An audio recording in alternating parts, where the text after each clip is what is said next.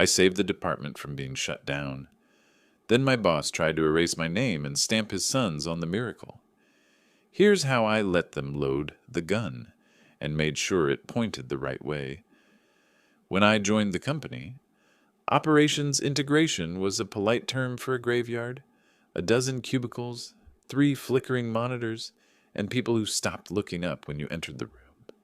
The walls were covered in motivational posters, so faded you could barely read the slogans. My first day, I found last quarter's reports stacked under a coffee maker, soaked with old espresso. The numbers were brutal. We were the only department with a negative client retention rate. Yes, negative. That means every new client we onboarded somehow made 2 older ones leave. My boss, Mr. Latham, told me it wasn't my mess yet. He said that, with a smirk, the kind that always meant, it will be soon enough. I wasn't some hero. I just hated wasted systems. Within the first week, I saw the rot. Duplicated processes, 5 different task trackers, no version control, and 3 managers approving the same invoice. I built a single dashboard, 1 spreadsheet, 1 view, 1 reality. People hated it. Too transparent, someone whispered. That's when I knew I was doing it right. I stayed late, not out of loyalty, out of necessity. If this place went under, my name would go with it. So I cleaned everything, the workflows, the vendor contracts, even the culture. I restructured shifts, rewrote the client support scripts, automated billing corrections. The bleeding slowed, then stopped. Within 6 months, our performance reports flipped from red to green. Within 9, we became profitable. I thought that would earn respect. It didn't. It earned attention, the wrong kind. Mr. Latham started visiting more often, not to help, but to observe. He'd stand behind my desk, nodding, asking little questions about how the dashboard worked. Then one morning, he brought someone with him, a young man in an expensive suit. Same gray eyes, same smirk. "This is Daniel," he said. "My son, he'll be shadowing you for a while." Shadowing, sure. Within 2 weeks, Daniel had access to the dashboard. Within 4, he started presenting updates to upper management, using screenshots from my reports. He didn't even change the color scheme. The first time it happened, I laughed. The second time, I saved the presentation file with a new name. Revision, parentheses, proof. A silent little marker that embedded the timestamp and my username into the metadata. No one would see it, but it was there. Every future version carried my fingerprint. Every metric they borrowed had a trail. The team noticed what was happening before I did. My analyst, a quiet guy named Ron, came to me one night after hours. "They're showing your work at board meetings," he said. "They just swapped the name on the slides." I shrugged it off. "It's fine. We all win if the department wins." He stared at me. "Do you believe that?" I didn't answer. Soon the sun started giving orders. Small ones at first. Change a report title, delay a client delivery, scrap the internal review process because it looks negative. It was like watching someone repaint a car that's still on fire. Then came the kicker, a department meeting, where Mr. Latham announced the leadership transition plan. Daniel would oversee the department's new phase, and I'd be moving into a special advisory role. No pay raise, no clarity, just a polite exile dressed as a promotion. The room went silent. My people, the ones who had stayed when everyone else quit, looked at me. Some angry, some scared. I smiled like it didn't hurt. "That's great," I said. "Always good to have fresh eyes." After the meeting, I locked myself in my office. I didn't throw things. I didn't curse. I opened my laptop and started copying every version history, every internal email thread, every metric record into a separate encrypted archive. I wasn't planning revenge, not yet. But I'd seen enough careers destroyed by words that couldn't be proven. Later that week, Daniel stopped by my desk. "Dad says you're cool with all this," he said, leaning against the cubicle. "No hard feelings, right?" I looked up at him. "None at all. I like watching things grow." He grinned, thinking I meant him. The following months were surreal. My name began to vanish from reports. Phrases I wrote were paraphrased into Daniel's vision. Clients who had worked with me directly were suddenly told to route communication through new management. When one of them emailed me asking if I'd been fired, I knew the narrative was being rewritten. Then came the article, a small internal newsletter, how Daniel Latham turned a failing department into a profit engine. My jaw clenched so hard it hurt. I scrolled through paragraphs describing his fresh energy, his data-driven mindset, his hands-on leadership. Every example, every result was mine. That night, I stayed at the office until 2 a.m. I went through every archived dataset and inserted invisible watermark formulas, hidden dependencies, and checksum strings that only I could trace. They didn't alter the numbers. They authenticated them. If anyone tried to copy or modify, the results would mismatch instantly. And then I waited. The next morning, Mr. Latham called me into his office. He said he appreciated my maturity and that the company was transitioning toward new leadership, but wanted me to train Daniel a little longer. I nodded. Of course. But that day, I started copying client backups to an external vault under their own legal repositories. Every client's performance record now had my time-stamped API key attached. If they wanted to steal credit, they could have it. But if they ever tried to own it, I'd make sure the truth would surface where it mattered most. At the next quarterly meeting, I sat in the back of the room as Daniel presented his dashboard to the board. He was confident, smooth, rehearsed. When the applause came, I joined in, smiling, because behind every number glowing on that screen, my hidden signature blinked like a pulse. And I knew exactly how long it would take before someone, not me, would ask why those signatures didn't match up anymore. The plan was already in motion. They stole the win right in front of me, not behind my back, in broad daylight on a stage I built myself.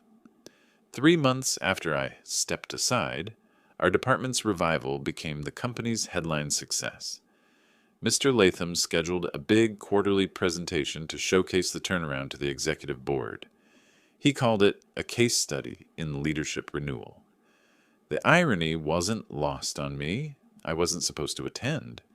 Officially, I was on a flexible advisory schedule. But my team, the few who still had my back, slipped me the invite link. I joined the Zoom call under a generic label, Ops Review Guest. The screen opened to Daniel, standing confidently in front of a sleek slide deck. The logo gleamed behind him. The title read, The New Efficiency Model. I froze. The slides were mine. My data architecture, my automation framework, even my phrasing. Word for word, the first line out of his mouth. When I joined the department last year, I saw chaos. And I knew we could do better. I actually laughed out loud. The audacity was surgical. He'd even copied my version numbers at the bottom of each chart. Though, of course, he didn't know what those tiny alphanumeric codes meant. To him, they were random symbols. To me, they were signatures. The executives nodded along. Applause punctuated each milestone. Plus 37% client retention, 42% cost per resolution, 3x output per analyst. They didn't know that the man presenting hadn't written a single formula, hadn't stayed a single late night debugging the scripts that made those numbers possible. He didn't just steal credit. He was building a legacy. Mine, wearing his face. I kept the call running and opened my hidden audit log. Each dataset he showed came from the same files I'd watermarked. If anyone tried to export or share them externally, the hidden checksum mismatch would trigger a soft flag, a harmless-looking system warning that quietly sent me a copy of the activity trail. I didn't plan on stopping the show. I wanted it to end. When Daniel finished, Mr. Latham stood up, his voice syrup smooth. I couldn't be prouder. My son represents the future of this company. Leadership is about vision, not tenure. And this young man, he gestured dramatically, has vision. The board clapped. One of the VPs even said, "We should roll this model company-wide." I almost felt flattered. That night, I got a message from a client. The the one who'd been with us since before the collapse. "Hey, weird question. Did you guys change reporting structures? Our SLA portal looks different, and Daniel says the system was rebuilt from scratch. We thought you'd done that last year." I stared at the email for a long time before replying. "Yes, there's been some reorganization, but if you notice data issues, let me know directly." I didn't sign it with my name. I didn't have to. 2 days later, I sent an anonymous note through the client's compliance contact, a short message with a hash key and a phrase. "Compare checksum with master dataset, week 22, API auth." Nothing else. 3 weeks after that, the audit started. It wasn't an investigation of me. It was a routine client-side validation, the kind of background review companies do every quarter. But this time, the data they tested didn't match. Every automated report Daniel had exported was missing the original integrity signature. The hashes were off. At first, it looked like a minor technical issue. But when the audit team cross-checked the timestamps, they realized something deeper. Half the metrics had been manually edited, targets inflated, budgets reclassified. SLA dates shifted backward to make it seem like goals were hit earlier than they were. In other words, cooked numbers, and the log said who did it. Daniel Latham. It didn't blow up immediately. Mr. Latham's team tried to smother it quietly. Internal IT was told to revalidate data. They pulled the same altered sheets again, double downing on the lie. But my ghost signatures, the ones hidden inside the original formulas, didn't let them off the hook. Each formula carried an internal checksum. If a number changed, the final digit shifted unpredictably. That alone was enough for the audit team to know. Tampering. Meanwhile, the department morale hit rock bottom. 2 of my best analysts resigned, leaving quiet notes on my desk. "You built something worth staying for. Shame they didn't see it." I didn't blame them. I just archived their resignation letters and added them to my vault. One night, as I was leaving, I saw Mr. Latham waiting by the elevator. He smiled like nothing had happened. "Can't say I'm not impressed," he said. "You trained my boy well." I kept my voice calm. "He learns fast." He leaned closer. "You know, maybe it's time you took a break. A long one. You've been working too hard." Translation: disappear before you become inconvenient. I nodded again. Maybe I will. That night, I sent a sealed envelope to the company's external auditor, using a third-party courier. Inside was a list of digital hash IDs and the access logs of every file Daniel had touched. I didn't accuse anyone. I just wrote one sentence on the cover letter. "Please confirm data authenticity for upcoming compliance review." By the time the next quarter rolled around, the Whisper network had exploded. Someone tipped off compliance. The board's looking at the data integrity reports. "Legal's been pulled in." I didn't say a word. The next week, Mr. Latham called a surprise meeting. The department was gathered in the conference room, the air thick and stale. He stood at the front, voice tight. "Some people in this room," he said, "don't understand loyalty. They think undermining leadership helps the company. It doesn't. It destroys it." His eyes met mine. I smiled. Couldn't agree more. Daniel sat next to him, pale and sweating. He wouldn't look up. I knew why. The audit results were already out, and the compliance team had found the watermark strings. The report's summary line read, "Original file authorship, A. Grant, Operations Manager. Unauthorized modifications, D. Latham." They hadn't caught on yet that I was A. Grant, but they would. Later that evening, I was officially reassigned. No desk, no projects, just a polite exile. The email said, "Your expertise remains valuable as we navigate this transition." Sure. That same night, the client sent me another message. "We've escalated the issue to corporate.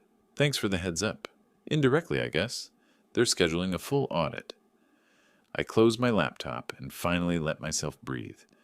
Because this wasn't revenge. Not yet. This was just the fuse. And I'd made sure the next explosion would happen in front of everyone who thought I'd gone quietly. When the audit report dropped, I didn't need to read it. I could feel it. The atmosphere in the office shifted overnight. Conversations stopped when I walked by. Slack channels went silent. Even the usually over-caffeinated HR manager avoided eye contact. The company that had once treated Daniel like a golden heir was suddenly unsure whether to clap or crawl into the nearest hole. Rumors spread faster than memos. Compliance had discovered multiple data integrity violations. Legal had been copied.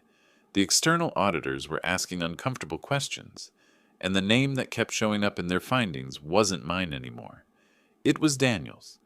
The first person to break the silence was my old teammate, Ron.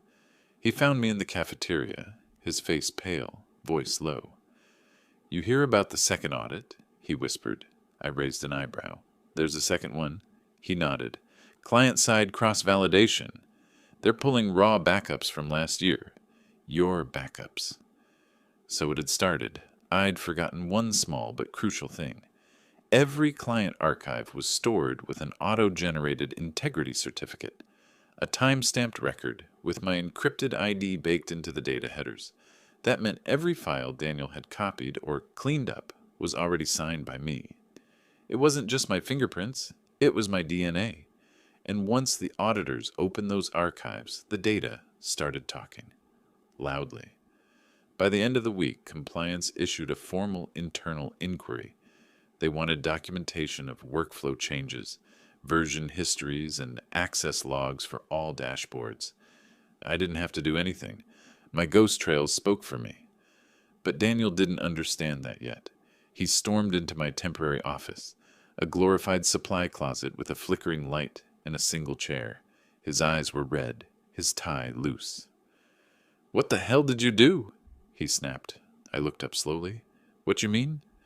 "Don't play dumb. They're saying I falsified numbers. You know that's not true." I tilted my head. "Isn't it?" His voice broke, trembling with panic. "You think you're smart, huh? You think this'll get you your job back?" "No," I said quietly. "It'll get me my name back." He slammed the door on his way out. That night, my inbox exploded. Emails from compliance, HR, even Mr. Latham himself. All polite, all vaguely threatening. "We'd like to clarify a few inconsistencies. We encourage cooperation to resolve misunderstandings. Deleting unnecessary files would help streamline the process." That last line was the giveaway. They wanted me to destroy evidence. I didn't reply. Instead, I printed every one of those emails, dated and signed them, and dropped the copies into a sealed envelope labeled Retaliation Correspondence. I stored it in the same external vault as everything else. I wasn't trying to be clever. I was trying to survive. The next morning, Mr. Latham called me into his office. He was all calm charm, the kind of fake composure that comes right before someone starts begging or threatening.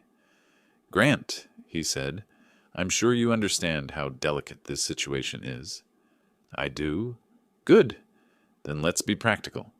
He leaned back, steepling his fingers. "Delete your backups. Retract your notes. Say the reports were collaborative. We'll make sure you stay on retainer." I looked at him for a long time. "You're asking me to destroy company data?" He smiled. "I'm asking you to protect the company." "Which one?" I asked. His smile faltered. That was the moment I knew. He wasn't just covering his son's tracks. He was covering his own. See, the audit hadn't just caught Daniel's edits. It had found something worse. Misreported budgets, phantom contractor payments, reallocated bonuses, all signed off by Mr. Latham himself. He'd used my department's recovery as a smokescreen to shift losses elsewhere. When the numbers started talking, they didn't stop with Daniel. 2 days later, I was officially suspended pending investigation. It sounded bad. It was actually perfect. Suspension meant I couldn't be pressured from the inside anymore, but I still had full access to legal representation. I hired one. The company's legal counsel wasn't expecting that. I showed my lawyer everything, the watermark data, the audit logs, the email trail. His eyes widened. "You have them dead to rights," he said. "Don't move a finger. Let them dig their own hole." They did. Meanwhile, the second audit went public. The client released a brief internal memo that leaked within hours. Preliminary findings indicate systemic data manipulation by internal parties. Original dataset integrity verified under signature A. Grant. For the first time in months, I slept well. But peace didn't last. The next morning, my phone rang before sunrise. Private number. Grant? Said a voice I recognized. One of the board members. You need to come in today. Emergency executive meeting. Bring your documentation. Why? I asked. A pause. Because the numbers you built are the only ones we can trust. When I arrived, the building felt like a courtroom. Executives lined up with folders, lawyers whispering, Daniel pale as paper at the far end of the table. Mr. Latham sat beside him, trying to look unshaken. The chairman spoke first. Mr. Grant, as the architect of the original operations framework, we'd like you to confirm the authenticity of the following data streams. They projected the dashboards on the screen, my dashboards, the ones Daniel had gutted. I nodded once. These are mine. But they've been altered. Can you prove that? Yes. I plugged in my flash drive and opened the checksum validator. The hashes appeared like digital fingerprints. Every alteration turned the bar red. The untouched originals stayed green. By the time I was done, half the slides behind Daniel glowed crimson. The room was silent. Finally, one of the lawyers asked, Who has the authority to modify these files? Daniel's mouth opened, but nothing came out. Mr. Latham jumped in. We all do. These were collaborative. No, I said. Each edit is logged by user ID. The system doesn't lie. The chairman turned to IT.